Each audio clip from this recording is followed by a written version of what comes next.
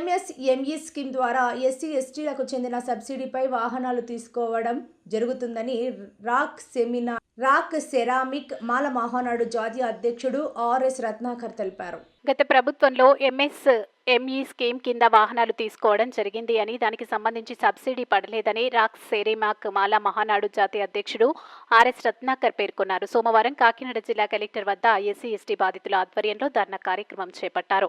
చంద్రబాబు ప్రభుత్వం ఏర్పడి ఏడాది అయిందని ఇప్పటికైనా సబ్సిడీని రిలీజ్ చేయాలంటే డిమాండ్ చేశారు. లేని పక్షంలో ఉద్యమాన్ని తీవ్రంగా చేస్తామని హెచ్చరించారు.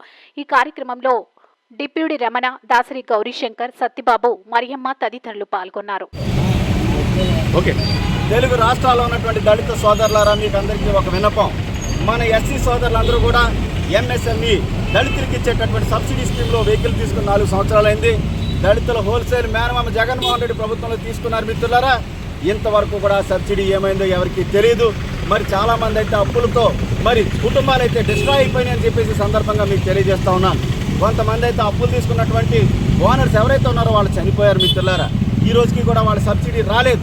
ఉన్నదలా తాకట్టు పెట్టుకుని అప్పులు చేసి కొంచెం బెటర్గా బతుకుదామని చెప్పేసి వాహనాలు తీసుకుంటే మన దళితుల మేనమామ హోల్సేల్ మేనమామ జగన్మోహన్ రెడ్డి చేసినటువంటి పరిస్థితి చూడండి మిత్రులారా. 4 సంవత్సరాలైంది. ఇంతవరకు కూడా సబ్సిడీ ఏమైందో మరి ఎవరు దీన్ని పరిస్థితి చేస్తున్నారో కూడా తెలియనటువంటి పరిస్థితులు ఉన్నాయి. ప్రజెంట్ ముఖ్యమంత్రి వచ్చి చంద్రబాబు నాయుడు సంవత్సరం అయింది మిత్రులారా. చంద్రబాబు గారిని మీకు చేతులెత్తి నమస్కరించి మీకు విన్నవించుకున్నది ఒకటే, చంద్రబాబు గారు మా మేనమామ ఎలాగా మాకు న్యాయం చేయలేదు, మీరైనా సరే దళితులకు న్యాయం చేయాలని చెప్పేసి సందర్భంగా వీరి తరఫున నేను మిమ్మల్ని అభ్యర్థిస్తూ ఉన్నాను చంద్రబాబు గారు. మరి మీరు వచ్చే సంవత్సరం అయింది, ఈ సబ్సిడీ మరి ఏమైందో తెలీదు. మీరు ఇలాగే కొనసాగిస్తే రిలీజ్ చేయకుండా ఉంటే అప్పులైపోతారు చాలామంది. నేనే వ్యక్తిగతంగా ఈ అప్పుల బాధ నుంచి రక్షించాను చంద్రబాబు గారు. ఎక్కడైనా సరే మీరైనా స్పందించి మీరందరికీ న్యాయం చేస్తారని చెప్పేసి కోరుకుంటూ doctor Ratnakar, national president for రాక్ మాల మహానాడు. ముఖ్యమంత్రి వారికి నమస్కారం. మరి 2021 నుంచి కూడా మేము ఎస్సీ అభ్యర్థులు ఎంఎస్ఎంఈ స్కీమ్ ద్వారా వెహికల్ తీసుకోవడం జరిగింది. మా జీవితం మీరు ఇచ్చే సబ్సిడీ వల్ల కొంచెం బెటర్ అవుతుందని మేము ఈ లోన్ తీసుకోవడం జరిగింది.